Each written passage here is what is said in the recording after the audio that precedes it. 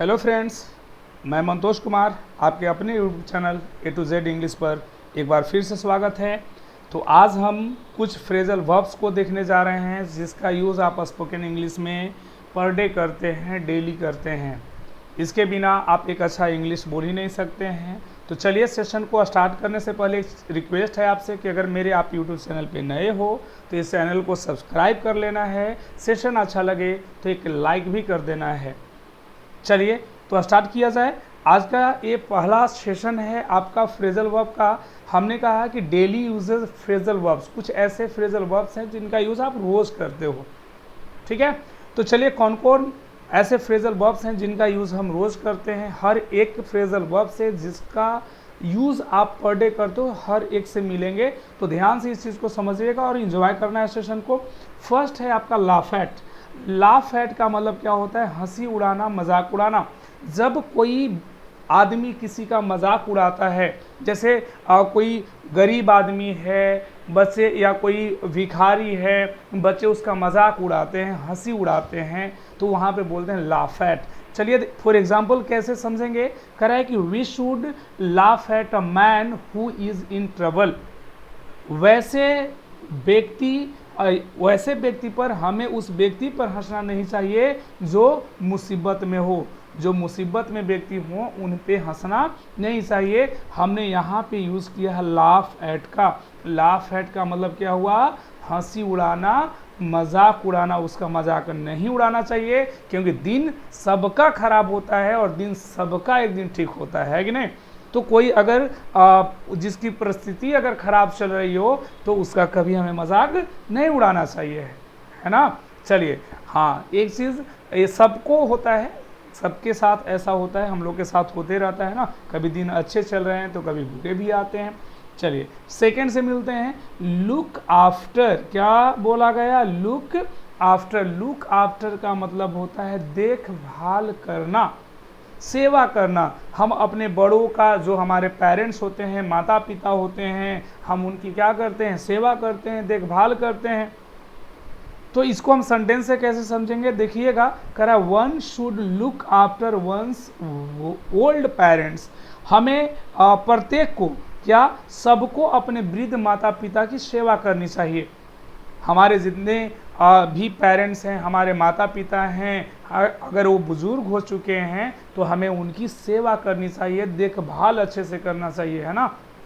जब हम छोटा बच्चा होते हैं तो माता पिता हमारा कितना सेवा करते हैं, नहीं। लेकिन वही जब बच्चा बड़ा होता है तो अपने माँ बाप को ही भूल जाता है। तो ऐसा कभी न करना है ना। माँ बाप से बढ़कर धरती पे कोई नहीं है।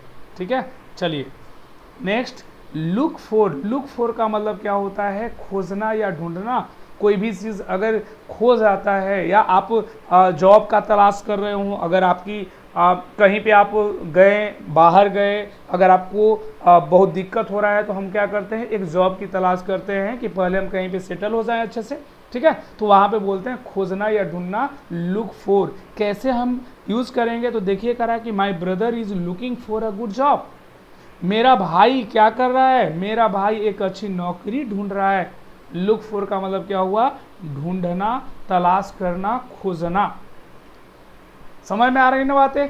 आप एक एक वर्ड को आप ध्यान से समझेंगे। जितने भी फ्रेजल वर्ब्स हम आपको करवाएंगे सारा इंपॉर्टेंट है। आप स्पोकन में यूज़ करते हो, किसी भी कॉम्पिटिटिव एग्जाम में इसका यूज़ होता है।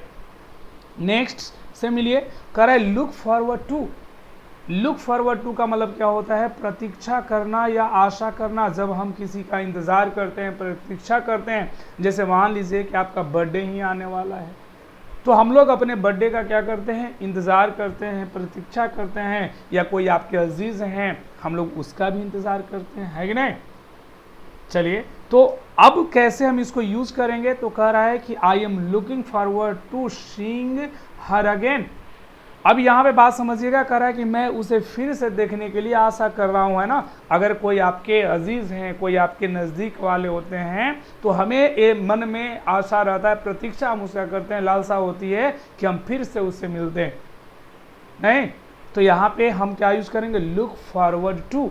एक बात और सीखने वाला यहाँ पे हम आपको सिखाना चाहेंगे कि लुक फॉरवर्ड टू एक फ्रेजल वर्ब ऐसे होते हैं, फ्रेज है एक फ्रेजल वर्ब है जिसके बाद आने वाला वर्ब हमेशा फोर्थ फॉर्म में होता है ना, जेरंड फॉर्म में होता है, कंटिन्यूअस फॉर्म में होता है। यहाँ पे आपको हमेशा वर्ब का फोर्थ फॉर्म यूज करना है, बिफोर का यूज करना है। कभी भी नहीं बोलेंगे I am looking forward to see her again.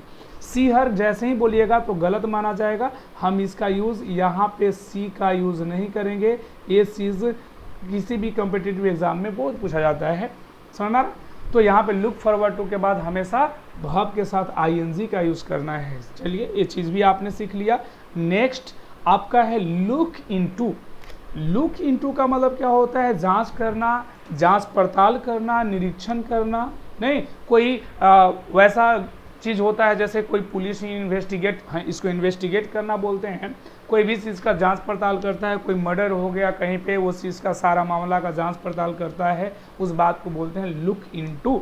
For example आप देखेंगे कह रहा है कि we must look into the matter.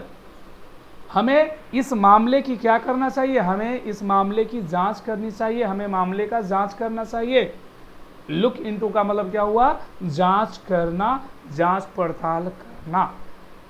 Clear है? हाँ, एक एक पॉइंट को समझेंगे। नेक्स्ट है आपका पुट ऑफ। पुट ऑफ का मतलब क्या होता है? पुट ऑफ का मतलब होता है स्थगित कर देना, किसी भी चीज़ को कुछ समय के लिए टाल देना, रोक देना। जैसे बारिश ही हो जाता है, पोस्टपोन कर देना बोलते हैं, है ना। मैच हो रही है तो मैच को क्या कर दिया जाता है? कुछ समय के लिए टाल दिया जाता है। कोई काम कर रहे हो उसको अगर ऐसा होता है कि कुछ समय के लिए रोक दिया जाता है, स्थगित कर दिया जाता है। फॉर एग्जाम्पल आप समझेंगे, कह रहा है कि the meeting has been put off for a week. समझ में आ रहा है ना? कह रहा है मीटिंग, मीटिंग को हम हिंदी में बैठक कहते हैं, को एक हफ्ते के लिए क्या कर दिया गया है? स्थगित कर दिया गया है ना, रोक दिया गया है, टाल दिया गया है।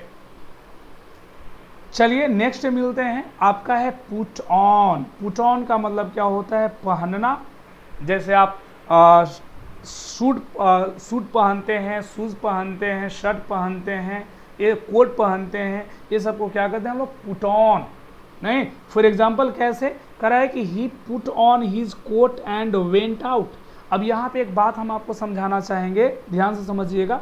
कह रहा है उसने अपना कोट पहना और बाहर चला गया। पहली बात तो ये समझिए कि ये सेंटेंस पास्ट का है। यहाँ पे एक जो वर्ब लिखा हुआ है पुट, इसमें थोड़ा सा बच्चा को कन्फ्यूजन होता है, तो आपको कन्फ्यूज नहीं होना है। यहाँ लिखा हुआ है वेंट। वेंट आपका जो है second form of the verb है, इसलिए यहाँ पे पुट को गलती से आप फर्स्ट फॉर्म ना समझें, क्योंकि पुट का फर्स्ट फॉर्म भी पुट ही होता है और सेकेंड फॉर्म ही पुट ही होता है। इसको आप पुट ही बोलते हो और सेकेंड फॉर्म भी आपका पुट ही होता है और थर्ड फॉर्म भी पुट ही होता है। तो फर्स्ट फॉर्म, सेकेंड फॉर्म और थर्ड फॉर्म, ये तीनों क्या होता है? पुट पुट पुट, है ना। जैसे आप कट कट कट बोलते हैं उसी तरह से। तो याद रखिए यहाँ पे सेकेंड फॉर्म का यूज़ किया गया है। तो यहाँ पे कंफ्यूज नहीं होना है कि पुट्स होना चाहिए था, नहीं, बिल्कुल पुट होगा, पुट्स नहीं होगा, क्योंकि बात पास्ट का है। नेक्स्ट आपका है पुट आउट। पुट आउट का मतलब क्या होता है? बुझा देना। जैसे आग कहीं पे लग जाती है ना, या कैंडल है जल रहा है, आप उसको बुझा देते हो, तो आप क्या बोलेंगे वहाँ पे? पुट आउट करना। फॉर एग्जाम्पल आप समझेंगे, करा it took 2 hours to put out the fire. यहाँ पे बात समझिए, कह रहा है कि आग बुझाने में कितने घंटे लग गए? 2 घंटे लग गए। समझ में आ रहा है? हमने क्या किया? पुट आउट का यूज़ किया, किसके लिए? फायर को बुझाने के लिए। ठीक है ना? समझ में आ रहा है? चलिए नेक्स्ट से मिलते हैं। Pass away. पास अवे का मतलब होता है मर जाना, गुजर जाना। अब मर जाना, गुजर जाना, जैसे किसी व्यक्ति का देहांत हो जाता है, किन्हीं का मृत्यु हो जाता है, तो क्या बोलते हैं कि वो पास अवे, मतलब पास्ट अवे हो चुके, वो मर गए, है ना। तो कैसे एग्जाम्पल के साथ समझेंगे, देखिए कह रहा है कि he passed away last year. Last year मतलब पिछले साल। पिछले साल उनका क्या हो गया? निधन हो गया। मतलब निधन का मतलब होता है मर जाना। किसी व्यक्ति की मृत्यु हो जाती है, उसे बोलते हैं निधन हो गया या मर गए। बात समझ में आ रहा है? तो बोलेंगे ही पास्ट अवे लास्ट ईयर, पिछले साल उनका निधन हो गया। नेक्स्ट है आज का आपका पास आउट।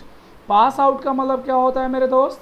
अब यहाँ पे पास आउट समझिए, हम लोग जनरली यूज करते रहते हैं कि मैं उस कॉलेज से पास आउट हो चुका हूँ, है ना। तो यहाँ पे बात समझिए, किसी स्कूल या कॉलेज को परीक्षा पास करने के बाद, ठीक है ना, छोड़ देना, उसे बोला जाता है पास आउट हो जाना।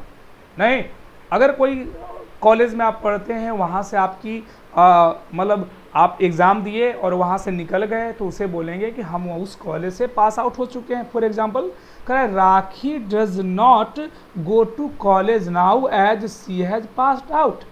यहाँ पे देखिए हमने पास्ड आउट का यूज़ किया है, मतलब समझ में आया कि राखी अब कॉलेज नहीं जाती है क्योंकि वह अब क्या हो चुकी है, पास आउट हो चुकी है।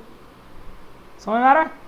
तो हमने इस तरह से सेंटेंस में इसका यूज़ करना सिखाया आपको। आई होप कि ये सेशन आपको अच्छा लगा होगा। अगर सेशन अच्छा लगे तो ज़रूर लाइक करना है। अगर किसी भी टॉपिक पे आपको वीडियो चाहिए तो ज़रूर आप हमें कमेंट करके बताएं। और अगर आप मेरे चैनल पे नए हो तो आप इस चैनल को सब्सक्राइब कर लेना है, ठीक है। और इस चैनल से जुड़े रहिए, ये चैनल हमेशा आपको कुछ बेहतर सिखाने का काम करेगा। तब तक के लिए धन्यवाद। फिर मिलते हैं हम नेक्स्ट वीडियो में। Thank you so much for watching.